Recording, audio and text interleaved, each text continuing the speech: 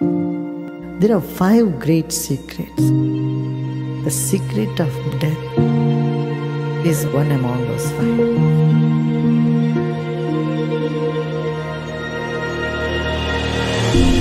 We never question what happens after life. What is death? After that, where do we go? What does one experience during death? It's like changing your clothes, moving from one room to another room.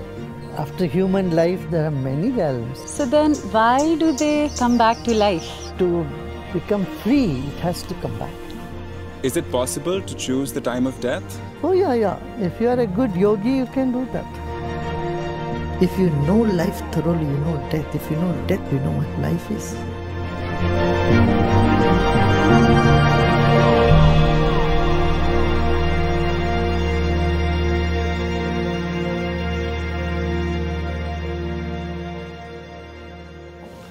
Gurudev, what does one experience during death and what is the journey after that like?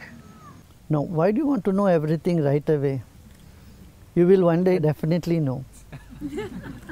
But the curiosity about death will also bring curiosity about life. And to understand life, you need to know death. To understand death, you need to know life. Death only indicates that life is eternal. It's like changing your clothes, moving from one room to another room. After death experience is not an uncommon thing.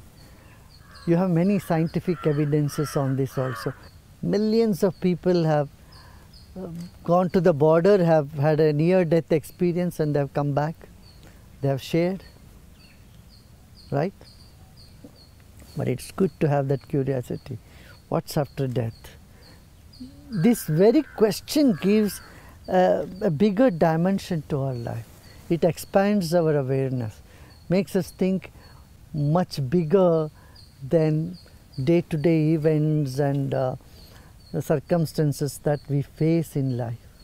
Gurudev, we talk about soul. What is the soul, Gurudev? Is it a wave function, a tattva? Where is it? How big is it? The consciousness, which is all pervading, which is like the wave function, like the radio waves, which is everywhere. But it has certain attributes to it. Then it becomes a soul. What are they? Icha, there is a desire. Dvesh, dislikes, aversions. Sukha, happiness. Every soul experiences happiness. Dukkha, unhappiness. Sanghata, meeting, uniting, merging. Chetana, it is conscious. And Dhriti. Dhriti cannot be translated into English. Dhriti is that force which upholds the consciousness. So these 7 aspects together give the name soul or a life force. And it is the same whether for elephant or for an ant.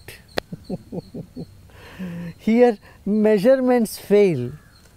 You can't say elephant has a bigger soul than an ant has a smaller soul. The only difference is it is expressing itself a little more in as it moves from an ant to an elephant to a human being, its expression has blossomed. Say suppose if it is in a bud shape in an ant, it's little blossomed in elephant and it becomes fully blossomed in human beings. You can also say like paddy and then rice and then puffed rice. But it's the same stuff. Gurudev, are there any other realms than the physical that the soul visits? Of course, there are many realms. Brain is only attuned to a particular bandwidth, that's all. So we are able to perceive only a certain bandwidth of the whole range of existence that we are. See, your eyes can only see to some level, but a cat can see even more than you. Owl can see more than that. So their bandwidth is higher. So the concept of creation as per our cognition, our perceptual ability is very limited. what we cannot perceive from our five senses do exist, and we cannot deny they don't exist. And so there are realms. See, after human life, this self leaves this body and becomes Pretatma. And then from Pretatma, then it becomes Pitru. There is a difference there also. Then Pitru, then they move on to higher realms. Gurudev, does the soul continue to evolve even between lifetimes? Does it continue to drop impressions? Or does it have to take a human birth to evolve? It has to take human birth. Human birth is to evolve. Because impressions goes with the soul and they keep manifesting within that realm. Like in dreams, see, suppose you are laughing the whole day, in the dream also you start laughing. Haven't you experienced this? See, your practical experience, if you are crying in the daytime, in the dream also you start crying. If you are happy, haven't you had dreams where you are happy? That's why human birth is very, very important. So when the soul leaves this body, it remains in different realms. But to become free, it has to come back. Gurudev, what are the different ways in which the soul leaves the body? Are some ways better than the other? And do we have a choice on how we want to leave? Soul leaves from the body sometimes through the eyes, sometimes through the mouth. You will see some people's eyes roll and they leave through the eye. Sometimes it goes through the ears, mouth, it can leave through anal region also. And also through the toes. And for yogis, dhyanis, it goes through the Brahmarandra, top of the head. And can we choose, Gurudev? Yeah. If we keep our mind free from cravings, aversions, agitations and hatred, then we go more sattvic, we move up. Rajasic, it moves through different, and tamasic through the anal region. Gurudev, the way we breathe impacts our life. Does the breath also impact death and what happens after that? Breathing assumes its own rhythms and cycle when the soul is leaving the body. So, according to one's karma, the nadi starts working, the soul leaves through the left nostril, or it goes through the right nostril. When it exits through the right nostril, then it is free. It goes with the knowledge. It is more aware, there is wisdom. If it is going through the left side, then it is going with certain intentions and emotions, so it is going to come back. And it is connected in life also. If you see, when the right nostril is functioning, you will find there is more left brain activity, and so you are more alert, you are conscious and you are logical. But when the left is functioning, then your right brain is more active. That means you are more emotional and you have intentions to do something, you have plans. So when you have plans, you have to come back soon. When both are functioning, that is Sushumna Nadi, then that is Samadhi. When you exit in meditative state, then you have no obligation, you don't have to come back. You are merging with the infinite instantaneously. Even if you have to come back, it is by a grand plan for the sake of others, not for your own sake. Yeah. Gurudev, Bhishma chose when to die. Is it possible to choose the time of death? Oh yeah. If you are a good yogi, you can do that. And how does the time of death affect the next life? It's all connected to karma. That's why it said, like the time of birth is important to make one's chart and to get a overall view about what one's life would be. The time of death also has a meaning.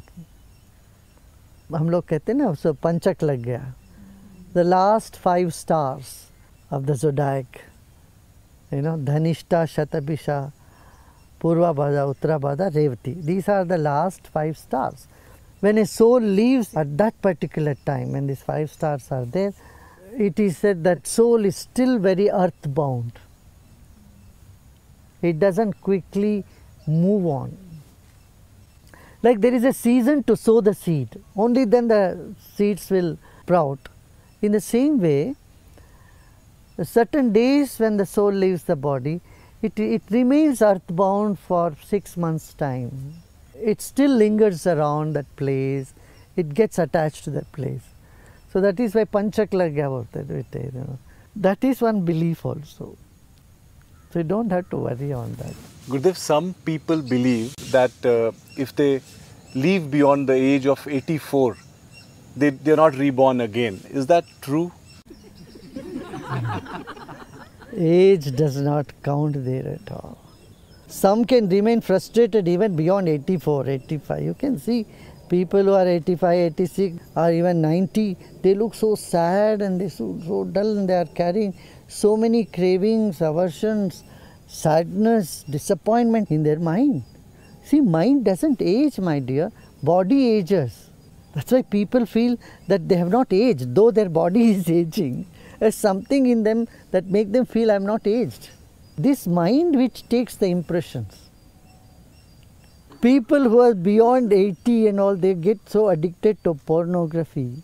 Their body is dysfunctional, but their mind is craving for all those impressions. What impressions they have? You can see people at old age cribbing and being negative, and you can say they will be not reborn. Who says that? People who pass certain age, if they are not in the spiritual realm, or if they are not cultivated a broad mindset, they can still sit and crib. Anybody who cribs will have to come back. Gurudev, when a person dies, the soul is reborn. Then why do we do Shraddh? How does Shraddh help the soul that has already reborn? No, Shraddh is for yourself. Shraddh means Shraddha, that which is done with Shraddha, means with faith. Your sense of gratefulness, your sense of acknowledging their contribution to you, definitely creates certain vibrations which goes beyond this realm. Like prayer goes beyond this realm, the material realm, the physical realm. Similarly, faith, gratitude, acknowledging somebody, and wisdom, they all transcend this physical plane. In that sense, it reaches them.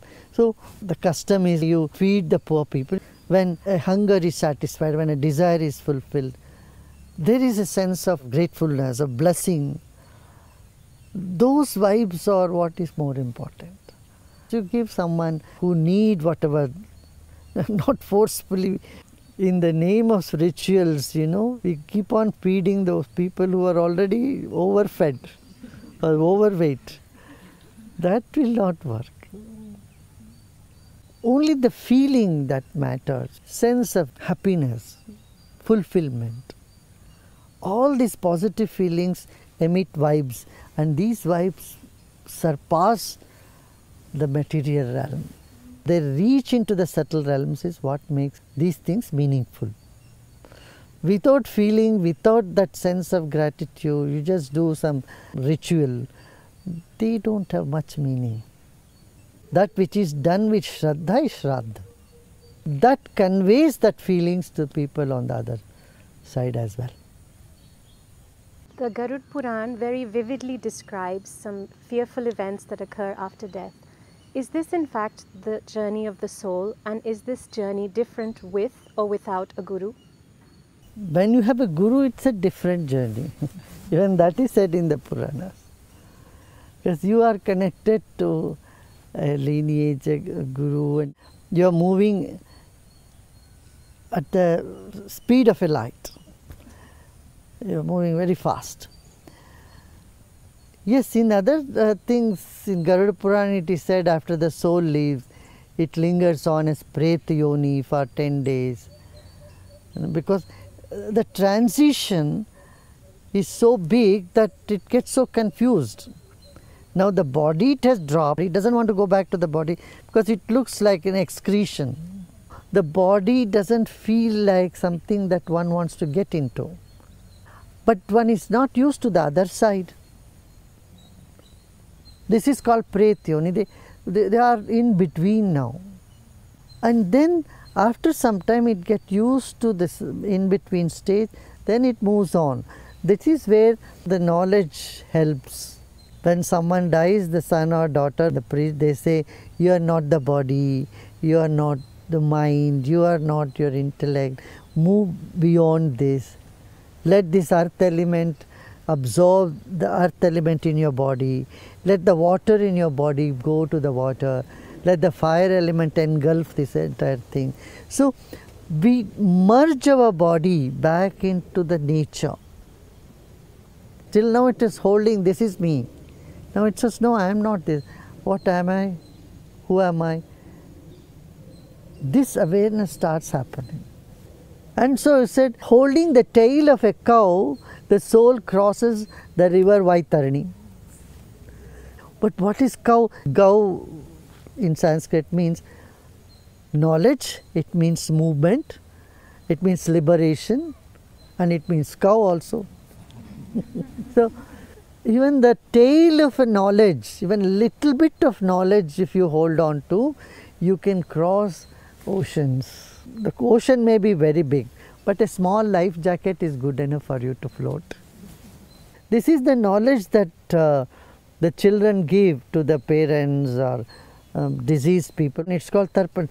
All that you see in the world is equivalent to a sesame seed. It's nothing, not much significant. Like the sesame seed, drop all your desires, whatever incomplete machines you had in your life, leave it to us, we will take care of it. You be satisfied, move on. So this encouragement by the near and dear one, even relatives, everybody, they all do tarpan. Tarpan means be fulfilled, move on. So as a symbol, they take little sesame seeds and then tripyatam, tripyatam, be fulfilled, be fulfilled. After 10 days they do this.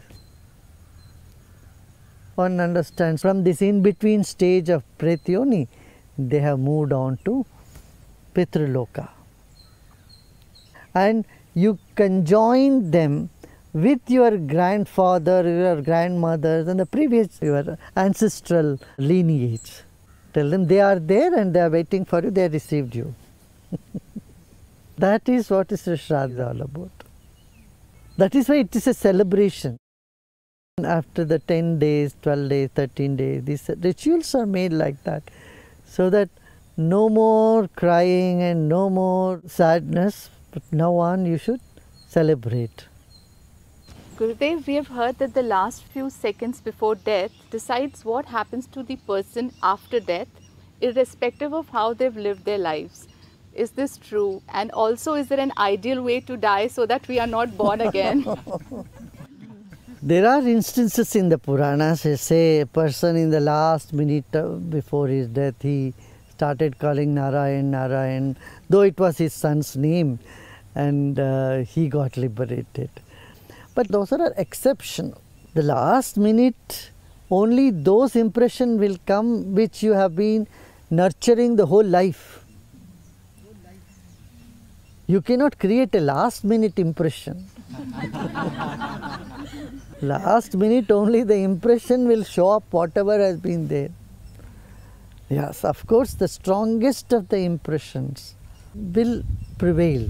And that's why Sri Krishna also in Gita said, keep me in your mind all the time. So you make my impression very strong so that you will attain me only, you will get liberated.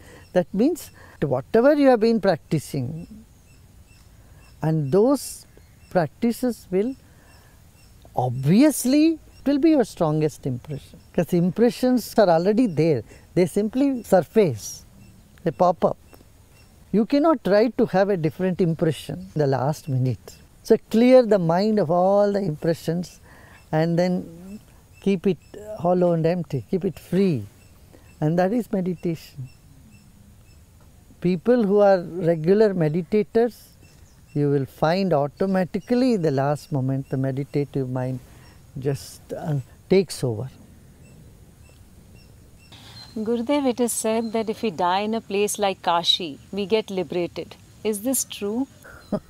Kashi is not a physical place. Kashi is where knowledge is, where the Sushumna. This is called Kashi. The third eye place is Kashi. This is Ganga, Jamuna, Saraswati, all three. Prayagraj, this is also called Prayagraj. This is also called Kashi. So when someone's attention is in the third eye, that is in Sushumna Nadi, when that is opening and you die, then you are liberated. That's what it is. Not just go to Kashi, die there. Why Kashi is called Kashi like that? Kashi was a seat of wisdom, and so there were scholars, and every lane the discussion was only on Brahman, only on the infinity. This discussion of Vedanta, Ved, was so prevalent in Kashi. So there was no craving, no aversion, no yelling, no shouting. So even anybody comes into such a Sangha, they would feel elevated. But today it is different. And you don't have to see that only one place is seat of wisdom. Someone passes away in Prayagraj, this is Mukti. Say, if someone leaves their body in Haridwar, that is also Mukti. You go to Himachal Pradesh, there is a place called Mukti Dham. And there is a place called Mukti Dham even in Nepal. And people go there, they get Mukti there. So similarly, Badrinath, Lord Krishna didn't tell Uddhav, you go and die in Kashi. He told him, I am going, you also go to Badrinath. Adi Shankara went to Kedarnath, otherwise he would have left the body in Kashi. He went to Kedarnath, he left the body there. Maharishi Patanjali left his body in Rameshwaram. And Kerala, that is called Parashurama Kshetra. Different places when you leave body, say, you will attain mukti when you leave body here. So, these are all beliefs you cannot attach too much importance. Even dogs are dying in Kashi. Doesn't mean they are getting liberated. Buffaloes are dying in Kashi. Kashi means when you are fully aware, the third eye point, where the Sushumna Nadi is awake in you, is active. At that time when you leave, you are liberated. Gurudev, is it true that the soul can choose the family in which it is born? And if so, what drives that choice? Sanskaras. The soul picks up this person. Sanskaras, karmas. You can't even say it chooses them. It just comes into that body. It has no choice. If you have bought a ticket to go to Pune, then you have to board that particular plane which goes to Pune. So if you have bought a ticket to go to Kolhapur and it's a train ticket, you have to go to the train. You can't take that ticket and go somewhere else and sit in someone. They won't even let you go. Like that. Gurudev, when someone commits suicide, what happens to the soul? It's like someone feeling very cold and they are removing their jackets. They feel even more cold. That's why I say it's the most foolish thing one does. And it takes long time for that spirit to understand and come out of the regret. Because it has left the body, but it couldn't leave away all those garbage it is carrying with it, all the misery and all that suffering and pain. It has not gone. I thought by leaving the body it will be free from all that. So it is not. It's like jumping from the pan to the fire. That's what they feel. But over a period of time, they get relief out of it. That's why the prayers and meditations and satsangs, group meditation, all this will bring a cooler breeze to people on the other side. Gurudev, what is the significance of the last rite rituals like tying the toes or pouring water on the face, putting rice in the mouth of the departed ones? See, there are 10 nadis in our body. Ida, Pingala, Sushumna, and then Kurma, Dhananjaya, Krikala, all these nadis are there. And they all connected to different parts of the body. Yawning is connected to certain nadi. Like that twitching of the eyes are connected to Krikala. And then burping is also connected to the nadi. Now, when the causal body leaves, the subtle body is still there. The nadis are functioning a little bit. Gross body, of course, there could be some warmth, and it takes some time for the body to become cold. The Dhananjaya nadi runs through both the toes. So they tie the toes together so that the Dhananjaya nadi is balanced. So the Vayu Tattva escapes through the feet. Otherwise, what would happen is Dhananjaya nadi imbalance can bloat the stomach. And they say there is a possibility of people's stomach bursting. This is what the ancient people have seen. Interestingly, for sannyasis you make them sit in Padmasana. Enlightened people, the pranavayu is escaping through Brahmarandra already. So sannyasis, their toes are not tied. They are made to sit in Padmasana. And 5 elements are given sanskara to the body, because the body is made up of 5 elements. So rice is a symbol of earth element. So first you put rice, and then you put water element. You give them a bath. The water which is sanctified with chants. Then you pour the water energized with the mantras on the body. Or Ganga Jal. When a child is born, the first thing we do is bathe the child. So the last thing we do when the body is being disposed away is to bathe it and see it off with dignity. Then you take to the Agni Sanskar, the fire element. All the 5 elements are invoked so that the body can merge back into those 5 elements. These are the things that people knew from long time. Being aware of what is happening with the gross, subtle and the causal.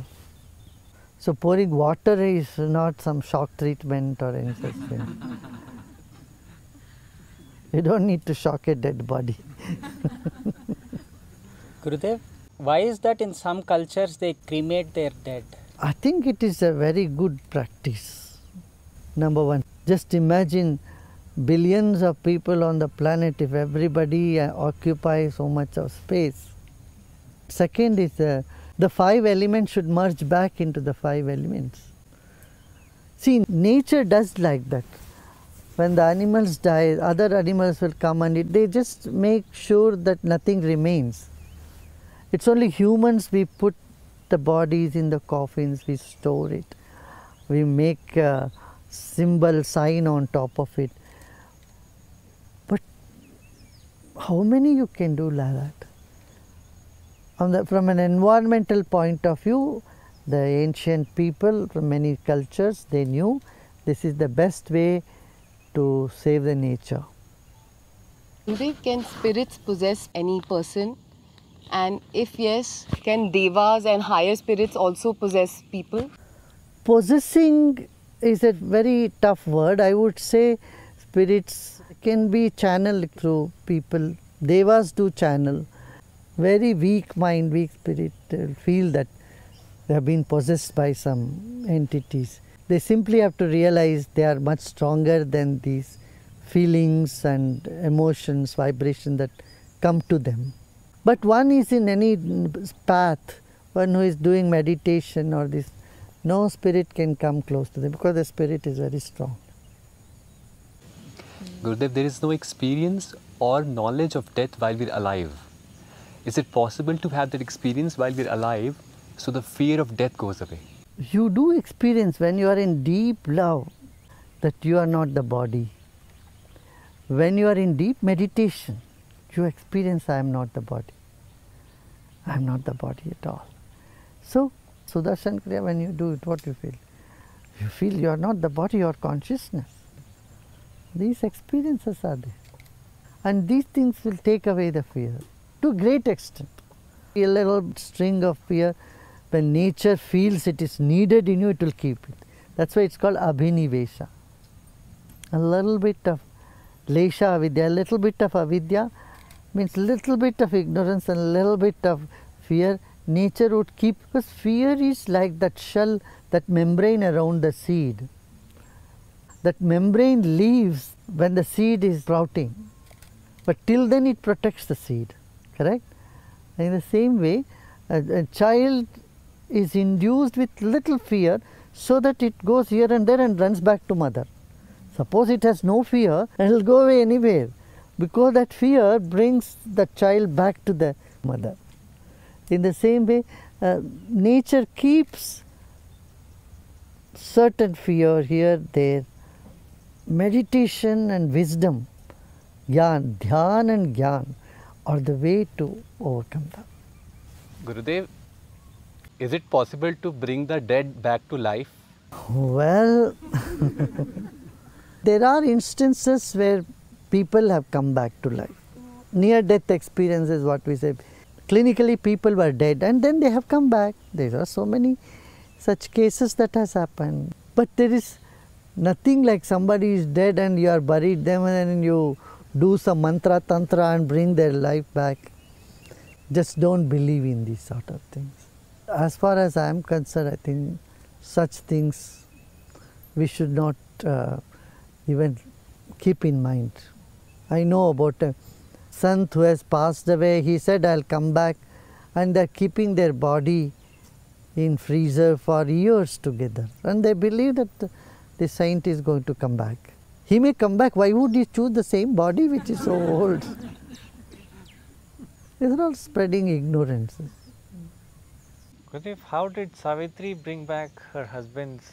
It is the same thing like a near-death experience. People clinically dead and they wake up, get into a state of suspended animation for some time and then they wake up. This happens, but it's not by someone's effort that they do some mantra and tantra and they try to bring their body back. If they do it, it is only through some other spirit, not the same person, I tell you. You can invoke some spirit and put it in the body, but those things doesn't work too long. I think it's an area which is worth avoiding. Gurudev, many people who have had near-death experience, they describe it as a very beautiful, peaceful state to be in. So then why do they come back to life? And who decides that they can come back to life? Karma. It's the karma which decides. Whenever a soul exits from this realm, it doesn't even feel this realm is bad. No. Oh, it's good. You had a good time. See, people like horror movies, don't they? You don't say only I like comedy movies. No, you like tragedy movies, thrillers also, you like horror films also. Like that, people say, oh, it was good. Because you know it has not affected you a bit. Nothing could take away your sheen and shine. So, when you are total, when you are intact and when you are invincible, you won't mind. It's like taking mud bath. You know, when people take mud bath, it looks so horrible. But if you think you're going to be like that all the time, or your skin has become mud, you would sit and cry, you know, it's just a mud bath, and for a while you soak in sunlight and then you go back and take a bath. How do you feel? You feel good. In the same way, in whatever role we had to play, we assumed, we chose, you know, that was good. That is why there is an eternal peace, a peace that cannot be destroyed. Shashvat Shantim Nigacchati. Lord Krishna says, one who comes to me, they attain such a permanent peace that nobody can shake it.